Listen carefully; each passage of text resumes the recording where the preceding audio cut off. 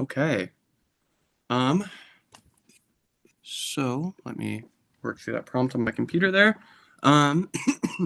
Welcome to S&A today. It is January 4th, and I believe we are calling this meeting to order at 5:11 p.m. Excuse me. So it looks like in attendance today we've got, of course, Aaron, Joey, and Mia, and then myself. Unfortunately, I have, again, poor eyesight, so I can't quite read the names. So if someone could please help me out with that, I'd really appreciate it. Yep, I'll go ahead and pop in there for you, Xander. Looks like we have Nicholas is present, Alice is present, Jake is present, Spencer is present, and then I'm assuming that is Lola here as the Publicity Center in attendance as well. Oh, it says Publicity Center / Lola. So, yeah. Okay, excellent.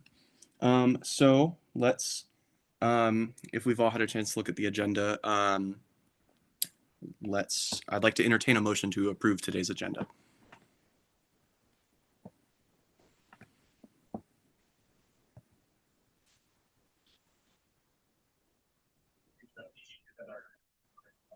You said we're looking to approve today's agenda? Yes. Yeah, I'll make a motion to approve today's agenda. Excellent. Do we have a second? I'll second. Okay, fantastic. If there's, is there any discussion? Okay, if there's no discussion, then let's call that to a vote. So all in favor? And then unfortunately, I will need some help with the counting the votes. Unfortunately, again, the poor eyesight makes it difficult. You are totally good, Xander. Looks like we have 3 in favor. And then any opposed? I don't know if Jake is voting. Jake's camera's turning on, so I think so. We have 4 all are in favor, Xander. Motion passes unanimously. Fantastic. And then if we've all had a chance to look at last week's minutes, with which Mia made so well, then I'd like to entertain a motion for that, to approve those. I am motion to approve the minutes. Fantastic. Do we have a second?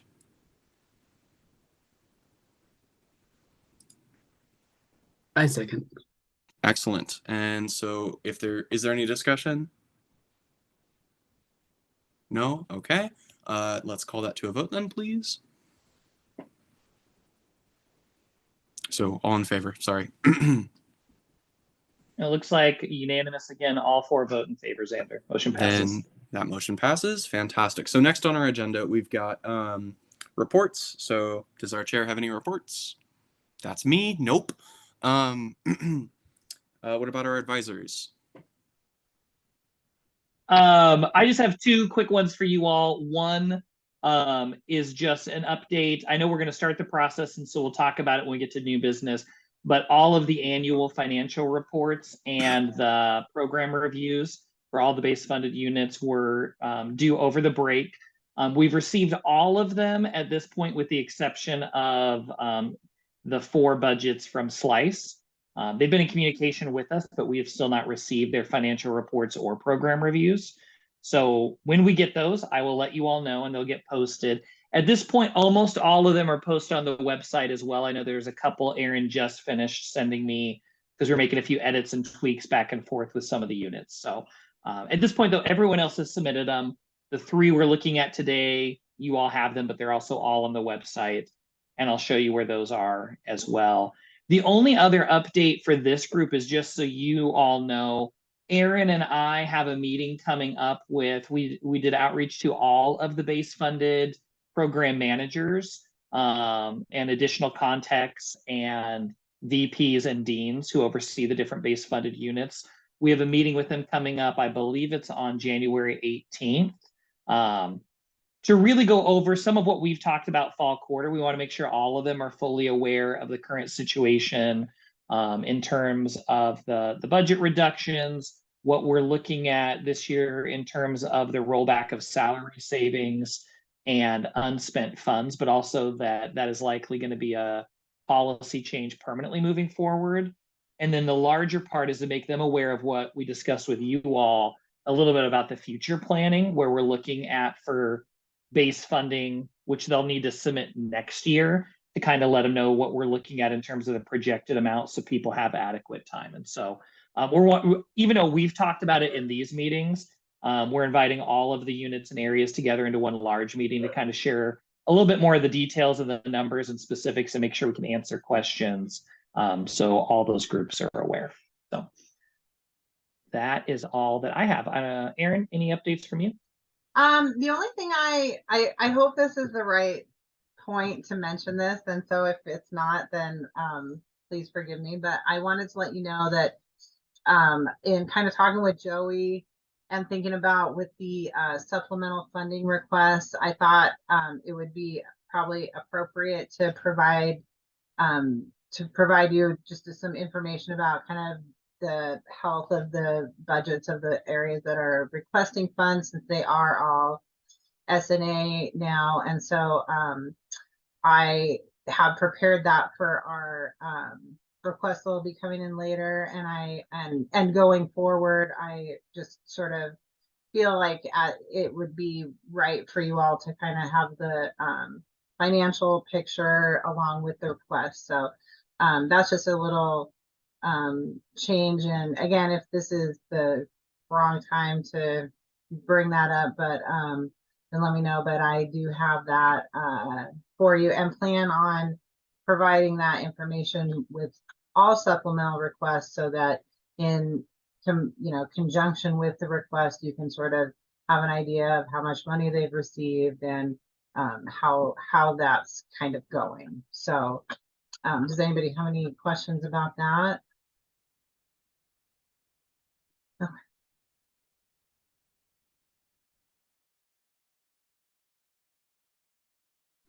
Sorry, finding the mouse cursor.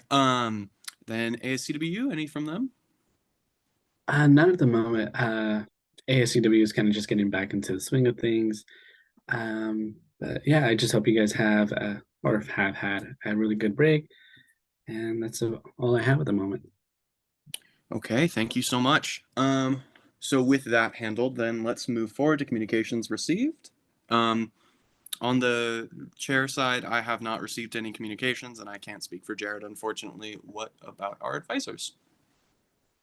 Beyond all the program reviews and annual reports, because there was a lot of communication about those since our last meeting. The only other one, just so you all know, we do have 2 additional supplemental funding requests that'll be coming forward to you all in future meetings. And we received 2 other funding requests that are not from base funded units. They're both from individual clubs. And since they don't have base funding, you all won't be seeing those, but I did want to share, since we had communication with those units. We have encouraged them and directed them to reach out and utilize funding from RSO, since they are clubs who are recognized through that process. But the other 2 that are base funded units will be coming forward to you all in the next couple of meetings. Fantastic, thank you. So I'd like to open up for our first round of public comment. If anyone would like to do so, now is the time.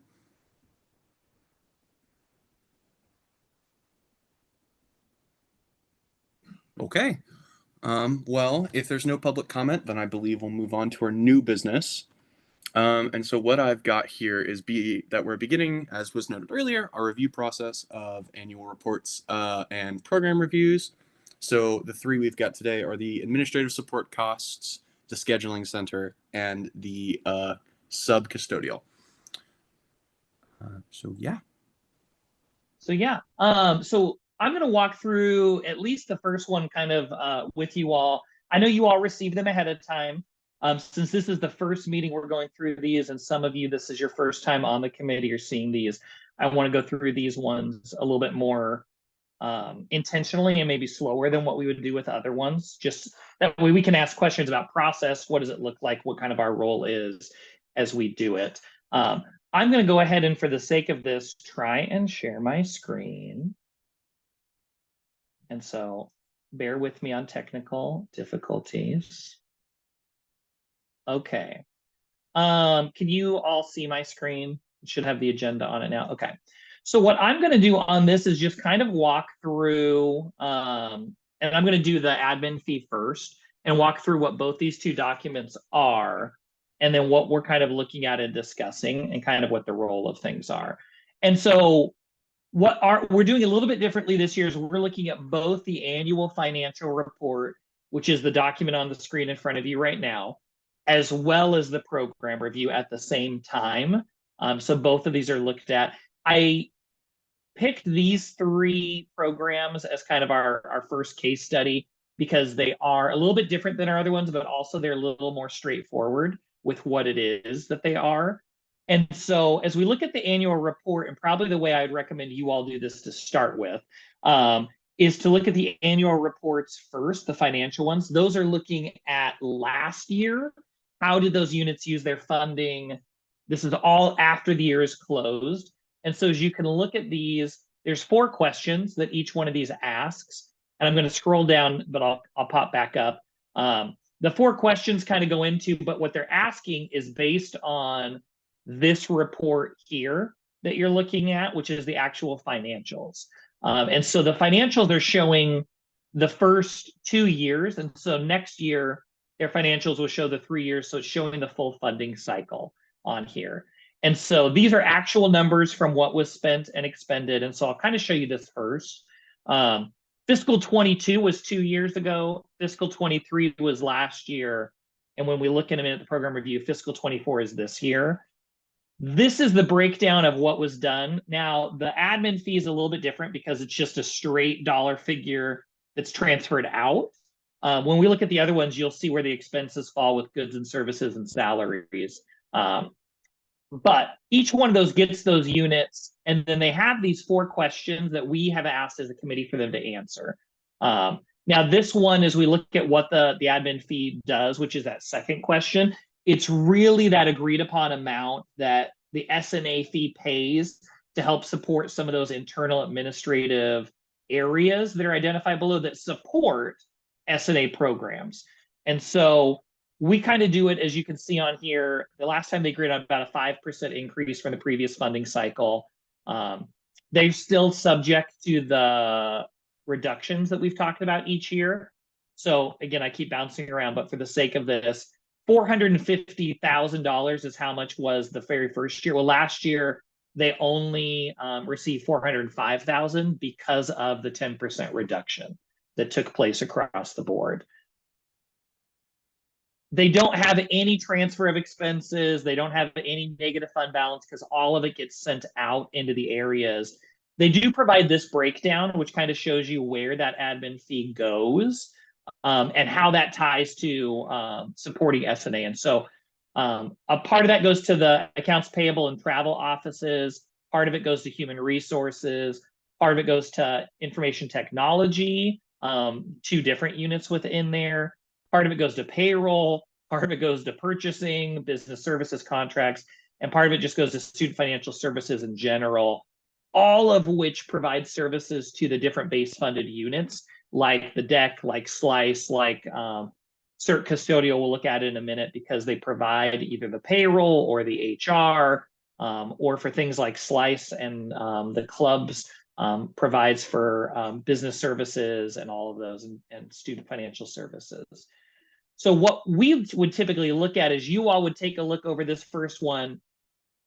How much money did they get last year? What did they spend it on? Were there any vacancies?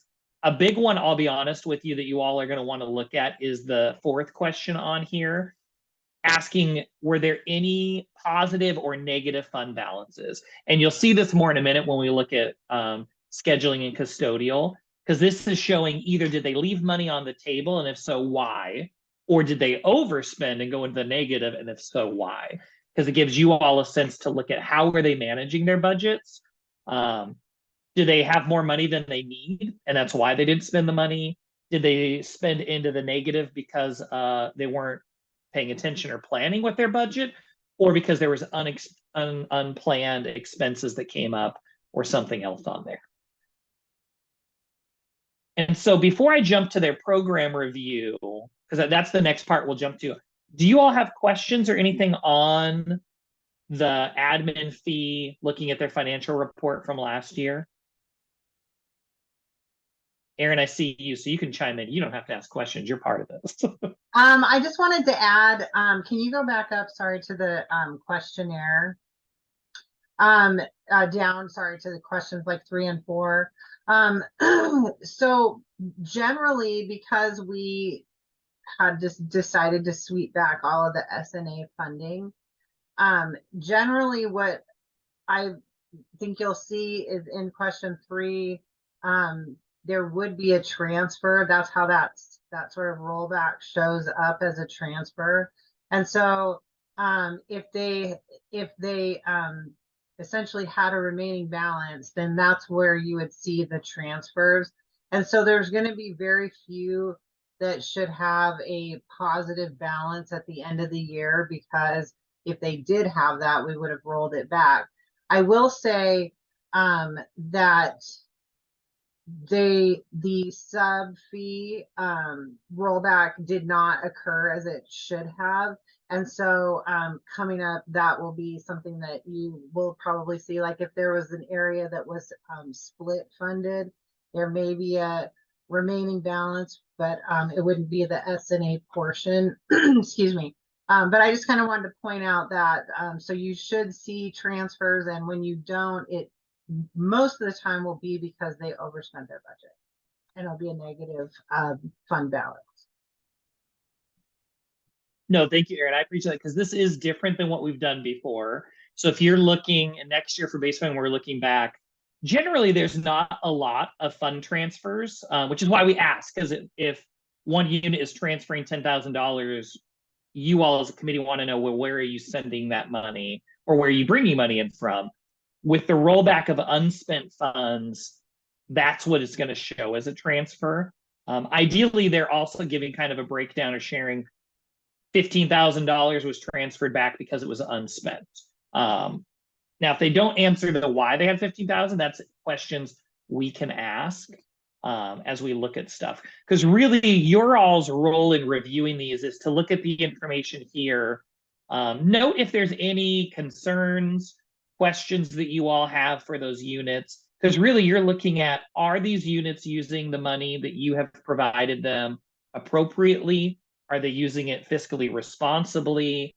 And is it being used for the purpose that it was given for? And if it's not, or there's unclear information, that's your all's kind of role and responsibility, is to either ask for clarification or to bring up and point out when it looks like money is not being used when it should have, or is being used inappropriately, as part of just the general responsibility for you all. So as we look at these, your all's goal is to either ask questions, point out things that look positive, and you're like, hey, this is great.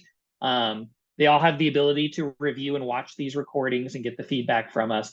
Or if, hey, this is a concern and I'm worried about this trend, or the fact that you've overspent, or whatever that is, to provide that direct feedback to the units on an annual basis. So,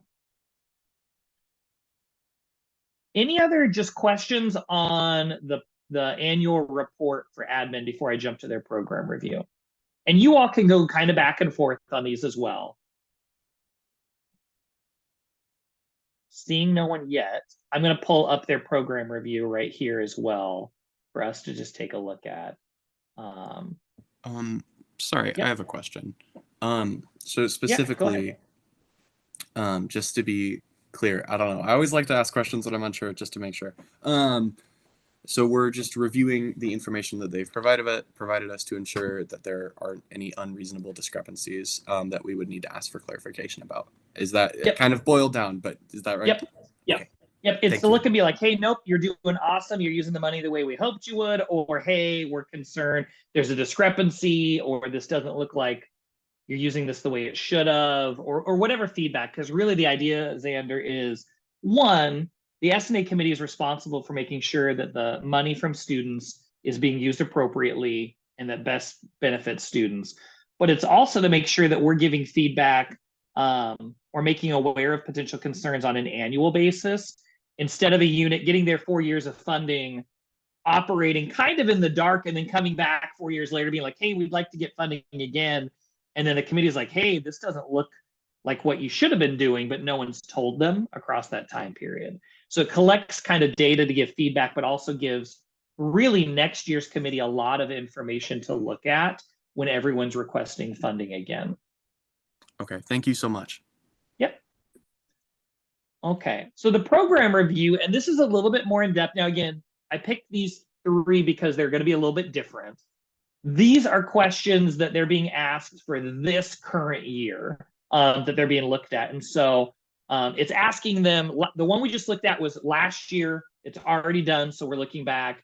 Now this is asking them, like, what are you doing this year? How are you planning? These are questions asking about, as you can look at it, what ways does your program support students? So you can see where that falls in. And these are the questions you all looked at, and we made a couple tweaks to them fall quarter. But this is the stuff that you all asked for. What are your specific program goals or learning objectives? How are you assessing that? What's the overall purpose of your program? Are there overlaps with other programs or services? These questions are really going to be used a lot when we go to base funding next year to look at either where there's some potential for collaboration, or do we have duplication of services? What is meeting the purpose of S&A funding? So how does this align with S&A funding? This is a big one. How does your program support CWU's mission and goals that were just updated? And so really, again, tying to when we're looking at what is the most beneficial and what's maybe the highest priority when they're looking at funding next year. Then ask a couple things, provide detailed information regarding who uses your program. So whether it's students, faculty, staff, what's the demographic info if we have it at all? How many unique students utilize the programs or services? And then asking how do they measure those metrics? If they don't, what's preventing them from doing that? And you'll see some have a lot of really specific, really clear information. Others don't, and they highlight, hey, this is why it's difficult or not possible to collect this data. And again, asking for this current year, are there any current vacant positions in the program so you all can kind of see and know where those are at? The questions kind of we asking are, given the budget reductions taking place and continuing, tell us what specific impacts those are having. Are there currently any situations or challenges impacting their ability to use their base funding this year? So you all know going into it. And this will be if someone's like, yep, we aren't able to use our funding because the program is put on hold for whatever reason. They would share that here, which also would help for you all would know in advance that means their annual report at the end of this year is going to show they didn't use their funding. And we knew that in advance. And then also, what growth or increases would you like to see in your program in the future? And so going up on theirs, again, theirs is a little bit different when we talk about the program. Again, it's those specific admin services that are used, how those are tied in.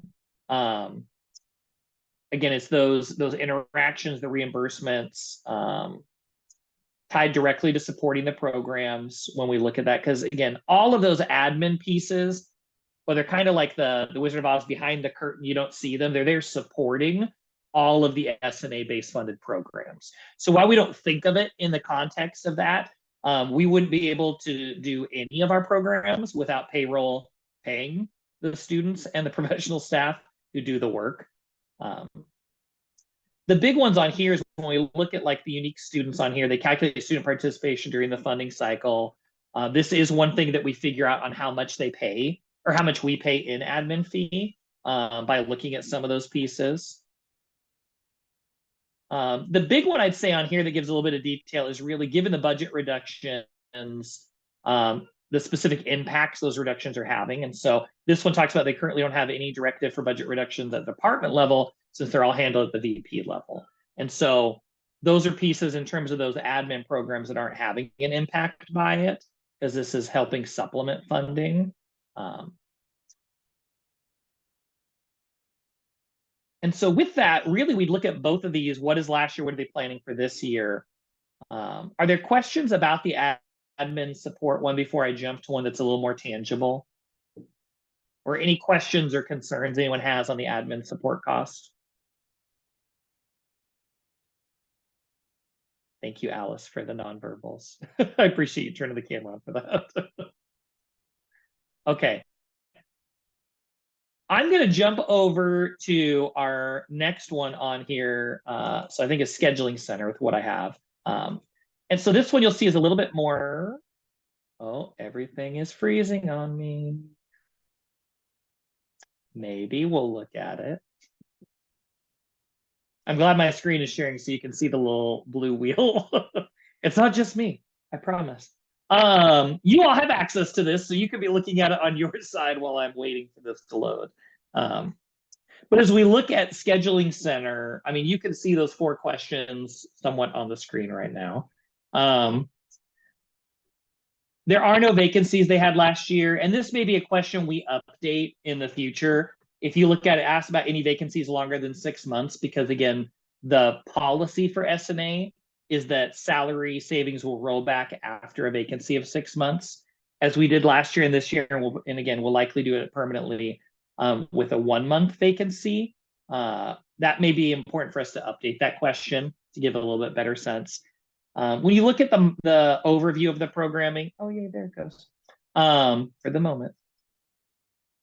For those who don't know, and this is kind of gives you a detail for any of these programs, you all don't know what they do, what the student center part is, really provides the room scheduling and resource management for all the non-academic meetings and events on campus. A lot of that you'll see in the student union building, but there's other spaces and facilities on campus that they help to coordinate as well through all of that. I'm not going to read this all because, again, I'm going a little bit more in detail than we would normally with this. But what you'll look at on here is kind of their rundown of the program. As you look down here, provide detailed explanation. The fund transfer was the rollback of unspent S&A allocation, and we'll pop down to that due to salary savings that are noted below. The positive fund balance that was left is a result of salary savings. And so while they didn't have positions vacant for 6 months or longer, last year was in the same boat as this year, that any vacant positions that were vacant for more than a month, those salary savings would roll back. And so as we scroll down here, you all will see on here that they ended the year on here. The transfer back was 27,000. And you can tell me if I'm reading any of this wrong on here. Transfer in, transfer out. This is one that's split funded, right, Aaron, that you were talking about? Right. So we need to get a port. We rolled the S&A portion back, but we need to, sort of get the pieces that came in back to where they came from. Yeah. This is the multiple funding sources. Yeah, and so you can see on here, they have at the top their revenue, sales and services, obviously, is their generated revenue on their own, the student fee, and then the allocation. And so really they rolled back the 27,000, which went back to S&A. The other part, I mean, they did, if you look down here for those who don't read these often, the net resources is really what was left for that year specifically. And so essentially they had 46,000 that was still left, but that would be essentially sub fee revenue that we're looking at there. And so that added a little bit to their fund balance because they had some from the year before as well. And sub fee as well as self-support. Yes, thank you, Aaron. Yeah. And so I'm going to jump over to their program review now as well, because again, we can kind of jump between these two. And so as you look here on the scheduling services, again, it gives a breakdown of what does their program do to support students. That answer is going to be a little bit similar to the one that we had on the annual report. What are their goals? And this is one I'd say to be intentional on your all's end as you're reviewing these. What are they saying the goal and purpose of their programs are? What are their objectives and how are they assessing it? And so for scheduling, again, this is more broad because scheduling supports the student union, which is sub-funded, but the student union strives to provide that community-centered gathering place, use of those facilities for formal and informal student learning programs, activities, services. They assess the effectiveness of that goal and objective through their usage numbers, their space and resource reports of facilities. So how much were the spaces utilized? How were those frequently were certain spaces used? They also have quarterly surveys with student staff for data to get some informed pieces of their practices. And so it looks like that's how they're gathering and assessing their data. This is stuff that especially either now, but also if you have questions about things or if there are concerns. But when we get to base funding next year, where the committee is going to probably ask questions about, hey, can you provide the assessment data that you have to show the effectiveness of meeting your goals? How are you accomplishing them? Are you accomplishing them? Are you changing things or tweaking them? Again, the purpose of it, one-stop shop for student clubs and orgs, departments, all those to do their scheduling. And this one, again, when we talk about is there overlap, there are no other university programs that offer scheduling for the non-academic spaces. So there really is no duplication or intersection with other areas. As many of you may know, scheduling multiple of the departments and offices and areas of campus, specifically when we talk about S&A funded, all work with scheduling because they utilize that to set up the space and the rentals. Again, gives you kind of the rundown of how they align with the purpose of S&A, so supporting co-curricular and extracurricular activities and programs within those non-academic spaces, providing opportunities for the programs. I'm going to kind of go through these to get down here because this is where they have a little bit more than the others. So provide detailed information regarding who utilizes the programs. So if you look on here, kind of their answer, last fiscal year, a total of 1.5 million people came into the student union building. So it was not necessarily using scheduling, that was using the student union building as a whole. Using scheduling, there was over 4,400 reservations for S&A groups using meeting spaces, programs, activities, all of those. You also see the breakdown for departments compared to those, so 7,500 conferences and off-campus entities who can utilize and reserve those spaces as well at a cost. And so you can see scheduling does quite a bit of reservations. This also gives kind of an idea, it doesn't tell you what the programs are, but these are the scheduled formal programs and activities we have in those spaces. So there's quite a bit going on campus last year that we were looking at. This is one when we talk about, again, data, this is asking about how many unique students. So they don't gather unique student data because really what they're looking at is for the student union, how many people came in the door. And so those aren't unique. And we don't know if it's a student, an employee, a community member. Even the reservations of spaces, they can tell you, as you can see above, how many reservations for programs and activities there are. But the breakdown of the number of individuals who attended those activities or programs is not kept by scheduling. Those are done by the individual departments. There's no vacant positions in the program. Given budget reductions, again, this is a big one that I know you all asked about and we wanted to add in here. What was originally planned? What was different than what was originally planned? Since this budget has no student wages, very little goods and services, any reduction directly impacts sending an employee to their annual 25 Live is the software program that they use for scheduling. And the conference helps them to stay up to date on what is being changed or updated, giving feedback on it, all those pieces. And so the reductions have impacted their ability to send an employee to that conference. There's nothing impacting their ability to use the funds this year. And this is a little bit, Aaron had touched on this as well, but this is a good example, and we added this question. The budget receives monies from conference center, state support funding, sub-fee funding, as well as just the revenue they generate themselves, which kind of comes in on there. And so S&A makes up, as they show in here, only 18% of the overall scheduling center budget. So it's absolutely appreciated, but it's only a small portion of the budget that takes place there. And you can see what growth or expense increases they like to see us build back and use the space within the next year to allow for more opportunities to grow programs. They've really been building back since COVID and everything went virtual. They still were utilizing certain things, but that number went dramatically down and has been going up, especially this year, quite a bit. So, are there questions on the Scheduling Center's program review or their annual report on either of those two documents?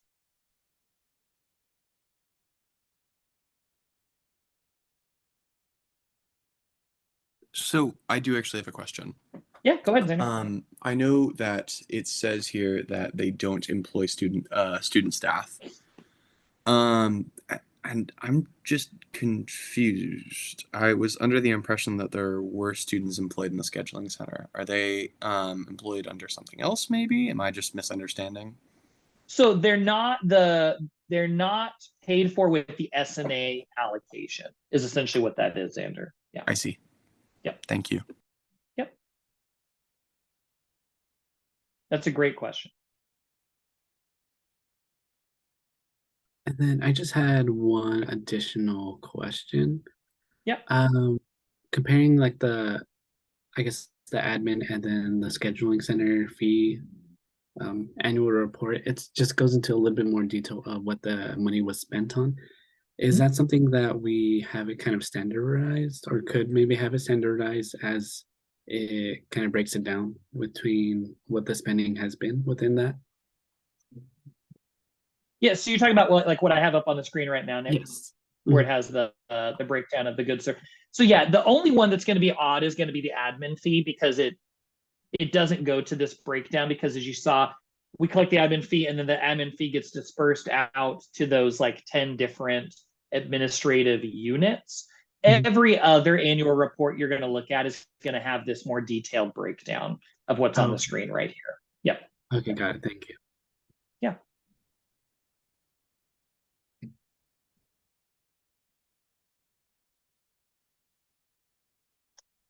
And for example, since I don't see any others, I'm going to try and move this so I can see. I'm going to jump over to just CERT Custodial now. I'll pop down to theirs. You can see they have the breakdown, but as you can see, like they don't spend anything on utilities. They don't spend anything on services. Their budget is really for the staffing for the most part. As you can see, $250,000 of the 350 is wages. But it does give you a little bit of a breakdown when you look here, supplies. We don't get into the necessarily the specifics or ask for it at this point of like looking at this. So supplies, we don't get the line item, and you probably wouldn't want it in most cases, of what the 43,000 in supplies for custodial is spent on. However, those are pieces, if you all notice something that we can always ask units or ask Aaron and be like, hey, Aaron, can you explain why they spent 5,000 in supplies one year and now the next year they spent 105,000? Like, what is the justification? Like, what was this increase? What was it? Because there's going to be things like that will jump out that do warrant us getting a little bit more detail. But otherwise, we get kind of the breakdown by these budget areas. So with custodial, I'm not going to spend as much time walking through it, because again, this is our training ones. And so the first one and the second one, I will a little bit more detail. Because really the expectation for you all as the committee is really that you all are looking over these in advance, coming up with the questions you might have. And so when we come in, like next week, we'll have a couple of them on here. We'll pull up the ones and I'll pull them up visually so we have it. But then it's really, okay, great. Are there questions on CERT Custodial after looking at their annual report? Or are there things we want to highlight or discuss for the sake of the public meeting? We'll touch on those bullet points that people may bring up. Otherwise, I was like, nope, everything looks good. No questions. They spent their money appropriately. Cool, we'll move on. And so they could go quickly, but it does mean you all kind of need to come prepared, look over these in advance. This one, the only thing I'll kind of point is this one is a little bit more of the straightforward that we talked about with the funding part here.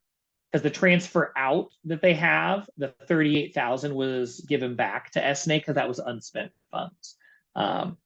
So there was a zero funding balance. I think in the future we may tweak that question because they didn't give an explanation for why they left 38,000.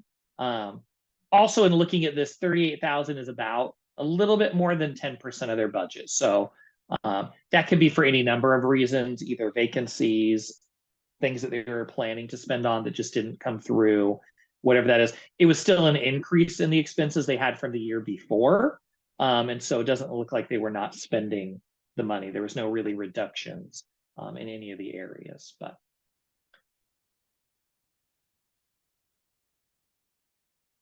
with that, I'm going to pull up the program review, but I'm not going to walk through every part of it.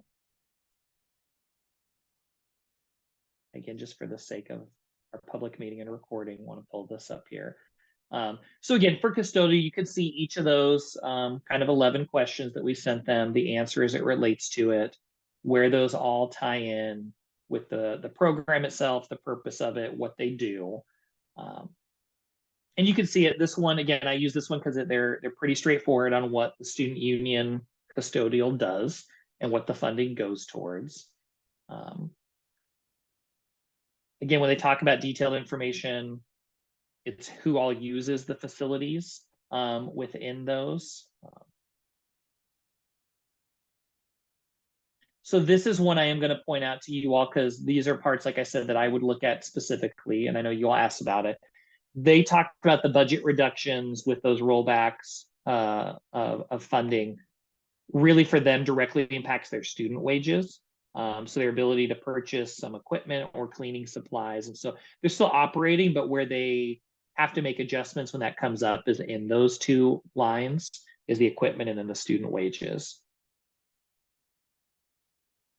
And as you can see on here, S&A funds about 64% of their budget. The other part of it, the other 34%, 36% comes from sub fee to pay for that.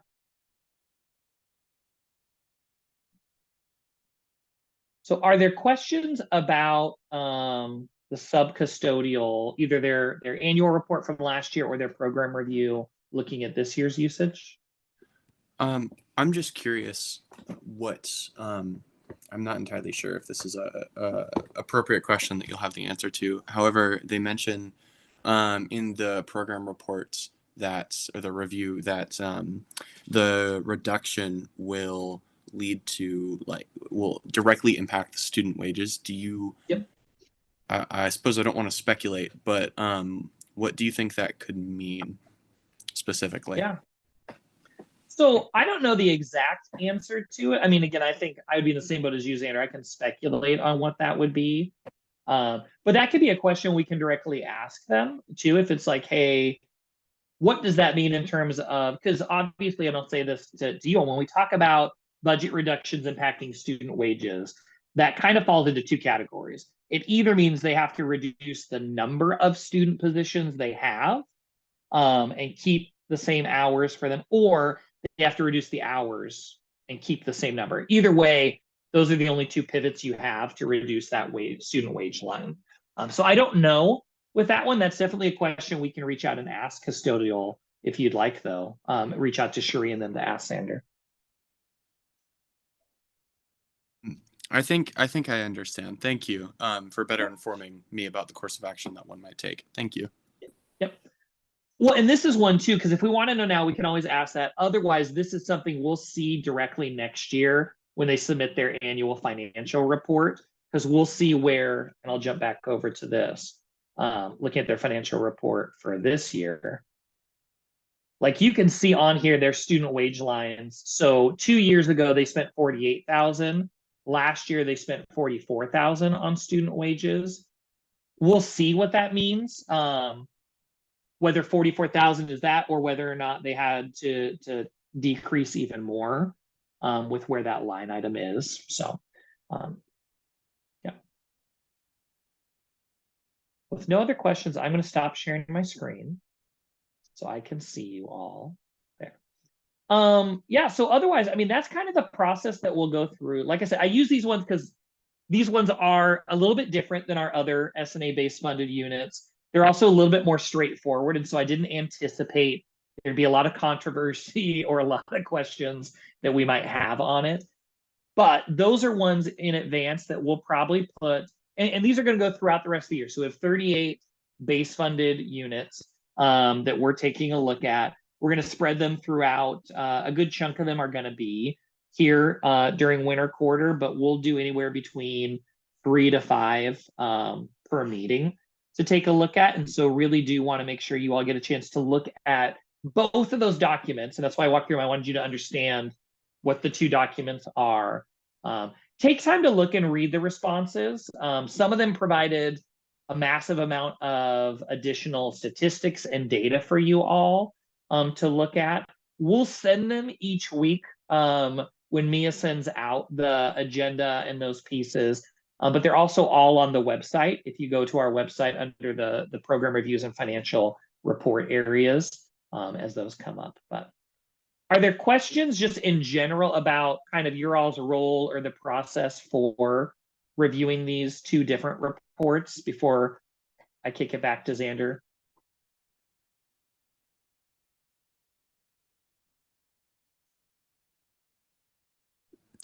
Okay, if there are no further questions, then I'll take over if that's all right.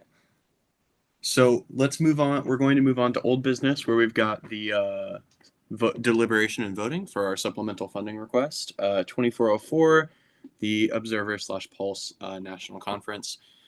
I do want to ask our parliamentarian a question. I believe that's Nick. I may be incorrect about that. Is that accurate? I believe that is Alice. Okay. Yeah, I I apologize. believe it. No, you're good.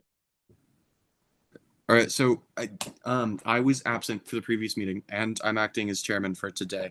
So this is something that I kind of don't participate in. I just kind of do the entertaining the motions and things like that, and directing the discussion. Okay, thank you. I just wanted to understand my role here.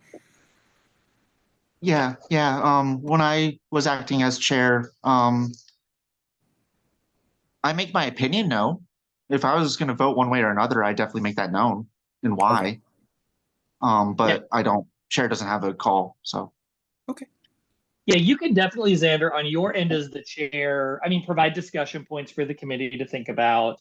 Like, here's where I see some concern, or here's why I think this is beneficial, or why I think this is a great opportunity, or where I think maybe this isn't the best use of the funding. So you can totally share those as discussion points. The only part you want to be careful and mindful of is that not to go so overboard that it feels like you're trying to influence or intimidate the rest of the board to do what you want. Certainly. If that's the case, Alice or I would be like, hey, maybe scale it back a bit. I don't think that'll be a problem, knowing your personality, Xander, but you can totally participate in the discussion. Okay, well, fantastic. I appreciate the clarification. So let's open that up for discussion about funding request, supplemental funding request 2404. I guess we only have the one, but anyway. And I may jump in before you all discuss it, because I know Aaron had mentioned that Aaron was pulling and going to provide information and stuff just on a baseline for any supplemental requests coming. So my recommendation is maybe to just have Aaron give that information before you all start discussing and deliberating. So that way she's not jumping in the middle, or if that changes something someone's about to say. Certainly. If Aaron, if you'd be willing to share that information, I'm sure we'd very much appreciate that. Sure. I'm gonna attempt to share my screen. Sometimes this doesn't go well for me, but really, let me. Oh, I think Joey, you have to enable participant screen sharing.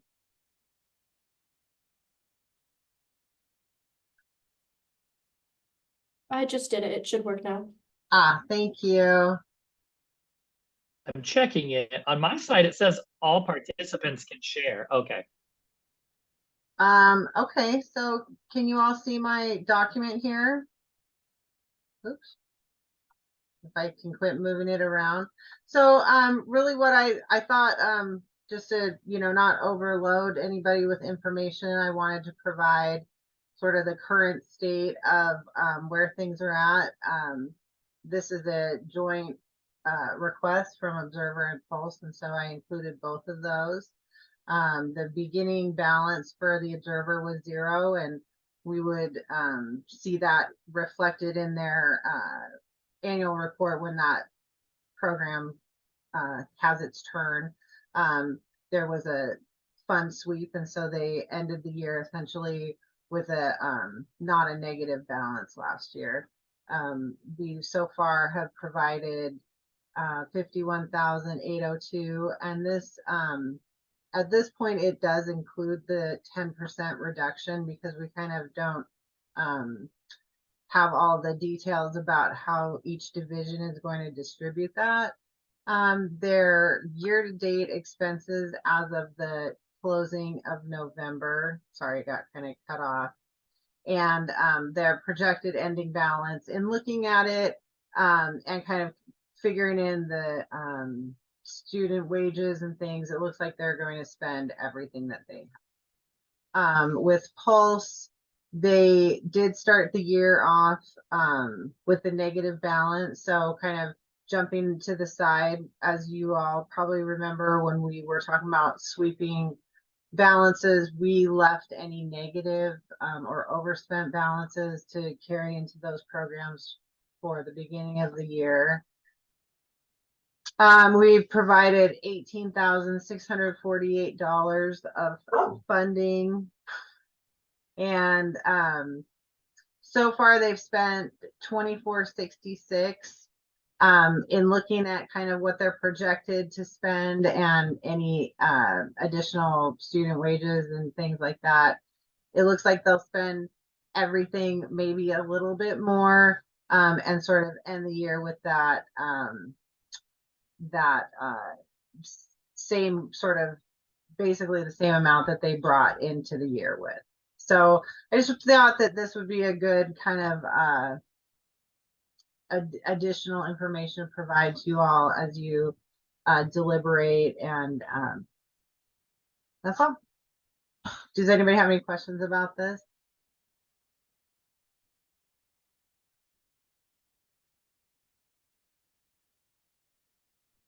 Yeah, I got a quick question. So they started off at 8,700 in the red, and we went down to 9,000. Yeah, so it looks to my guess by looking at their budgets and kind of how they're spending is that they will spend everything that they have this year, and will maintain that deficit at the end of the year. Interesting. Thank you.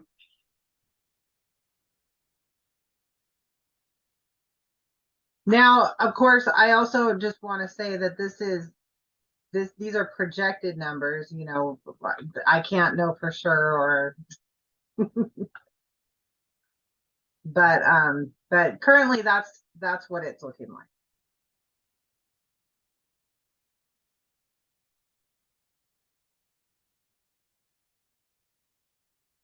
So just trying to, I was double checking the minutes from the previous meeting as I wasn't present, unfortunately.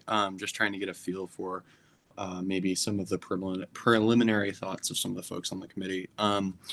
Based on this information, how do we all feel about the funding request at the current amount?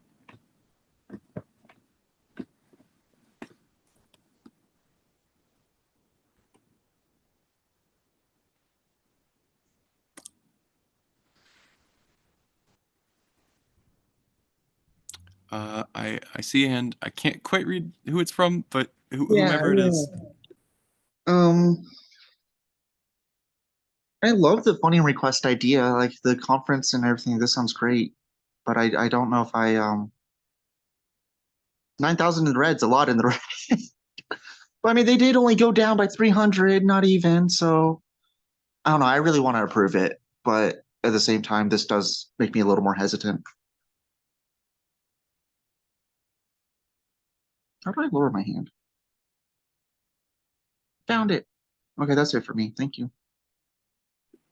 I almost wonder, and I'm uncertain if this is something that we're able to do, and I may need some help from someone who has a little bit more knowledge than me, but can we maybe provide alternative support to limit the effects of that deficit? I imagine not, but I figured I'd ask anyhow. I'm not sure if this is directed at me, but was it directed at me? It was directed at anybody who knows.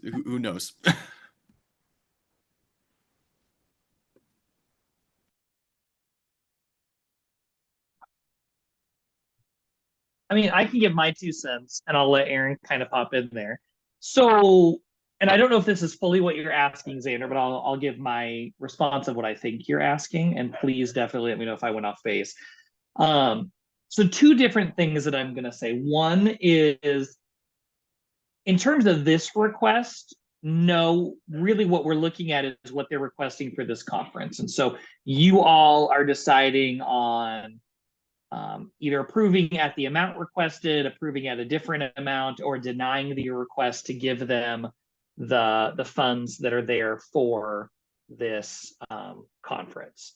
And so anything that we would be looking at to assist, because like, hey, it looks like they're going to be in the whole $9,000. We would like to move to increase their allocation by $9,000. We wouldn't be able to do that with this.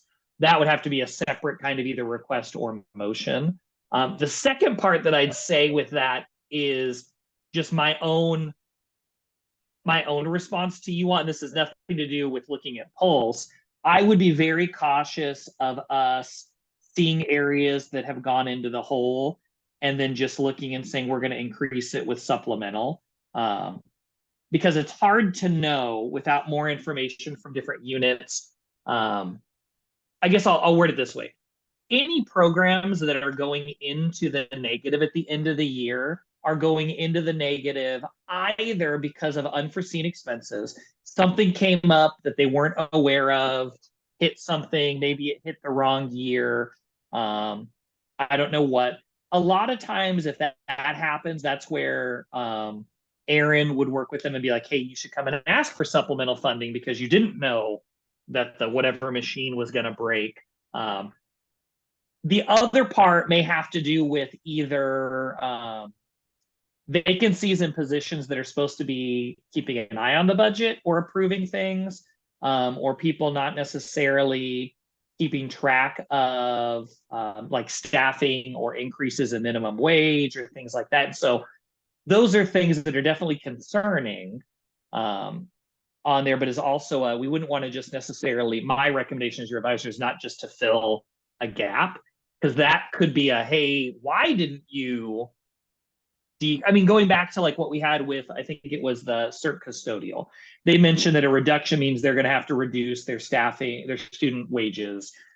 So they're paying attention to it. Well, if another unit overspends because they didn't reduce their student wages, that would be a question I'd say you all as the committee, when you're looking at their annual reports, should ask, hey, why? And again, when we get to Pulse and stuff, you'll see more details on theirs. So I don't want to jump ahead. But you can ask the questions of, hey, why wasn't there an adjustment made? Why weren't there things done ahead of time? Because that likely for you all would be looking at potentially not using the funding or not being good stewards of the funding at that point. So it has nothing to do with Pulse, but I would say if you have units coming in saying, hey, we're going to be in the hole, we would like S&A to cover it so we don't end the year in the negative, I would probably ask a little bit more detail on that.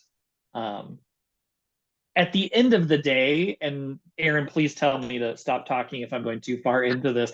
At the end of the day, if a unit ends in the hole, this is the part where you all kind of look at it because you all pay for it anyway. So if we end the year $10,000 in the negative, that money has to get paid. And so it really comes out of the S&A funding in general. But it impacts their next year's budget because, again, they kind of have to have some responsibility for where things are at. Yeah, I know I went down 2 different paths, but yes, thank you for that information. I want to be clear. I was not saying that we should attempt to fill base funded units gaps with supplemental funding. I understand that would be unwise. I just specifically was asking if there was anything exterior that we could do, but I was purposefully vague to I guess cast a wide net. So thank you for your help. I appreciate your intentional vagueness, Sander. Yeah, and I think that really, you know, this isn't, I definitely didn't provide this to pick on Pulse or any other area. It's really just kind of, you know, making sure that we're looking at the full picture. And with something like this, I think that, you know, that it, should there be a need to provide some kind of additional assistance, then that would be in a different request of like a supplemental request, or you know, coming and talking to the committee about doing something. But it would definitely, like Joey said, it would be outside of this particular conversation. And if the supplemental request was approved, it wouldn't impact this amount because they would be funded for the amount of the conference. So it wouldn't, you know, push them further into the red. And I think that that's worth pointing out too.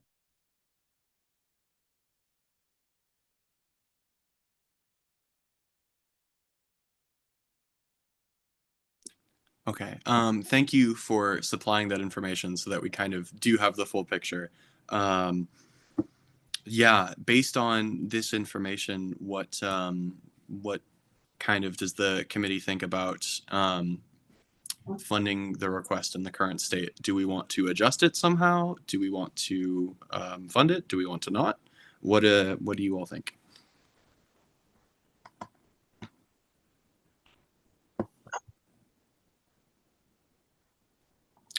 Yeah. I guess my thoughts currently is with just looking at what Aaron provided and how Pulse is in a deficit, it seems like a separate issue to this funding request, and it's something that we should take into consideration, but without really knowing why Pulse was in that deficit, we can't really say or make a decision based with this information.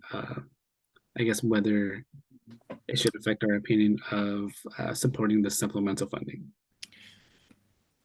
At least that's my thoughts so far. I agree. Well, I think this information is very beneficial and maybe gives us an idea of things to look at in the future. And I suppose keep in mind, I wasn't here for the original thing. I've read the minutes, but I know that I can't provide the full picture necessarily. But yeah, I understand that this can't necessarily also provide us the full picture. However, I think that to increase the quality and I suppose by extension, the employability of CWU students, I think that's beneficial and something that we may want to approve.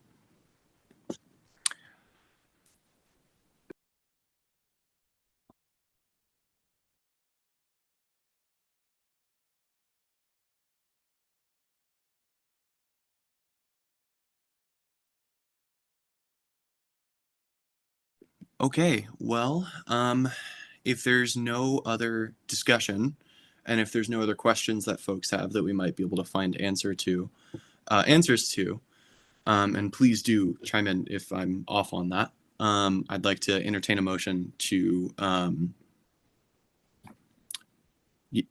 I don't quite know what we're entertaining a motion to do. I think we might need to discuss a little bit more. Yeah, I think it's left at this point, Xander, for anyone who would like to make a motion. Yep. Sorry. Yeah, I'd like to make a motion to approve this funding request at the full amount to support local journalism and CWU students. I'll second that.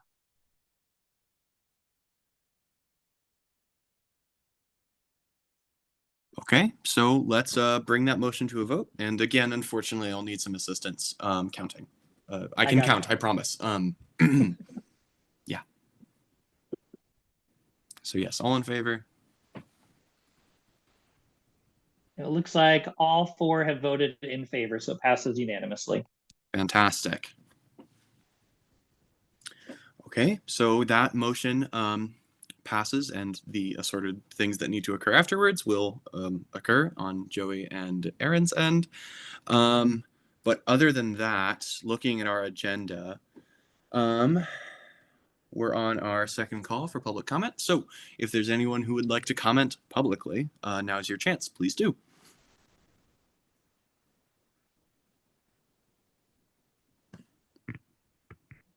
Aaron has her hand.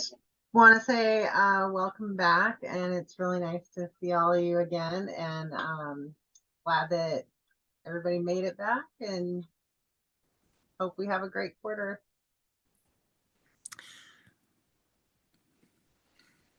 Yeah, I'm really looking forward to continuing to do S&A stuff this quarter. I think it's going to be fantastic. But if there's nothing else, I'd like to entertain a motion to wait. Do I need to adjourn? Do I need to entertain a motion? Entertain Yes. a motion. Someone Okay, make I'd it. like to entertain a motion to adjourn our meeting. I motion to adjourn.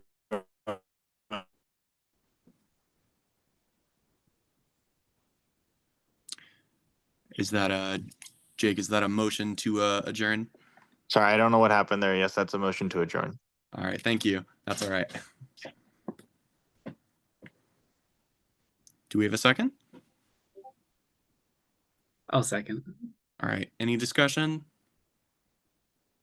Seeing none. All in favor?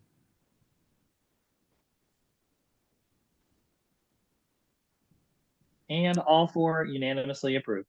All right, then let's adjourn this meeting at 6:17 p.m. Our next meeting will be January 11th at 5 p.m. Same time, same place. Thanks you. all. Have a great week. See ya. Thanks, folks.